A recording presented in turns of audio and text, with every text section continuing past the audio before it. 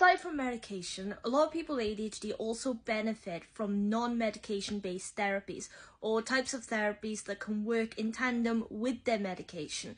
Now, if you're interested in any of those things, the easiest thing to do is when you see a GP or your doctor or you go to your ADHD review appointments, simply ask them about it and they will walk you through it, and then perhaps they can tell you even if they think it's best for the best for you or whether or not it'll benefit you.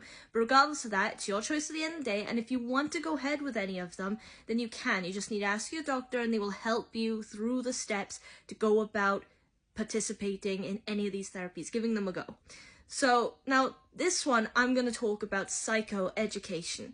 Now, psychoeducation in terms of ADHD is basically a type of therapy where the intention is you go and you talk and you learn about ADHD. You open up about it, you talk about it, your own experiences and such, but you also learn about the effects, not just how it affects you as an individual, but in general how it affects people, or how the brain might function differently to someone who's neurotypical.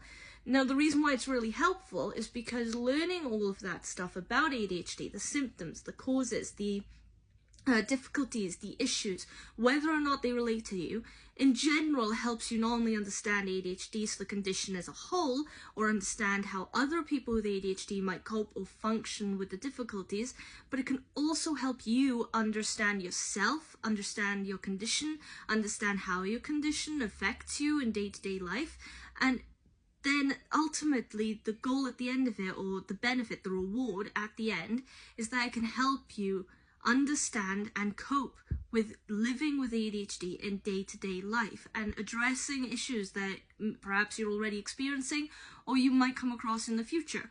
Because psychoeducation personally is my favorite kind of therapy in terms of non-medication based.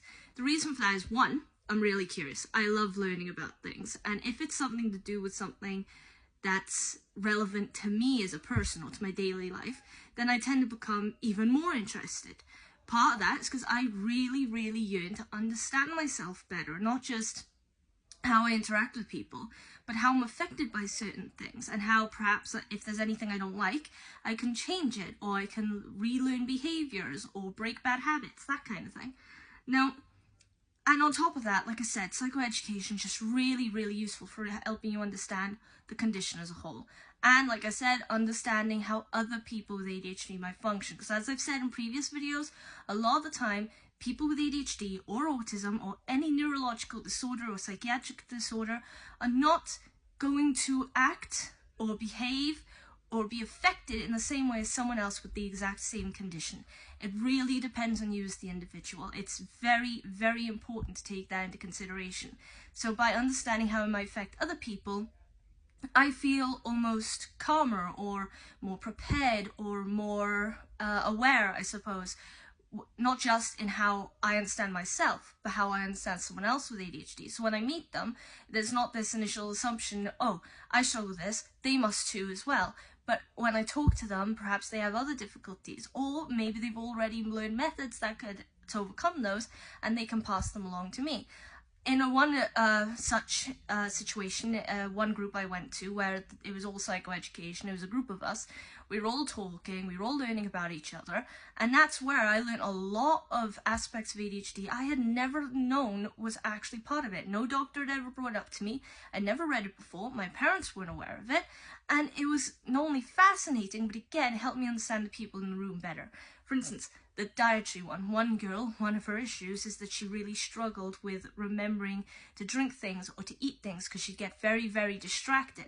Now, I've been really distracted, and I thought I had a good grasp of how bad that distraction can be. But when it's actually affecting something that you need to do every day, you know, eat, drink, stay healthy, I hadn't realized it could get that severe. And I'm glad that I do know that now, because it means I'm not unaware. It doesn't mean I'm ignorant of an issue that someone else with ADHD might be going through. And that's why it's really, really important and really, really useful. Anyway, if that's something you want to give a go, I highly recommend next time you see your doctor or your GP, or maybe you're not seeing a doctor or GP, maybe you're very recently diagnosed, or you feel anxious about seeing a doctor or GP, but you might want to try something so you can understand yourself and you can get some benefits out of it, some advantages and some positive thinking, then I highly recommend Psychoeducation because, like I said, my personal favourite, I absolutely love it. It satisfies my curiosity on a personal level, and it helps me feel like I'm a more aware and intelligent person in terms of the issues that other people are going through as well, which is, in general, I think is a nice way to be. So that's all for this video. If you liked it, then please leave a like, follow me on TikTok, or subscribe to the YouTube channel if you're interested. Any thoughts or opinions you have on psychoeducation or any other kinds of therapies that aren't medication based, put that in the comments section. Request future videos, any questions you have for me, I will answer every single one of them. And besides that, repost the video because it helps my channel and it helps raise awareness. So both, you know, win-win. Anyway, aside from that, I hope you have a great day. Hopefully I'll see you in the next video. Till then, bye!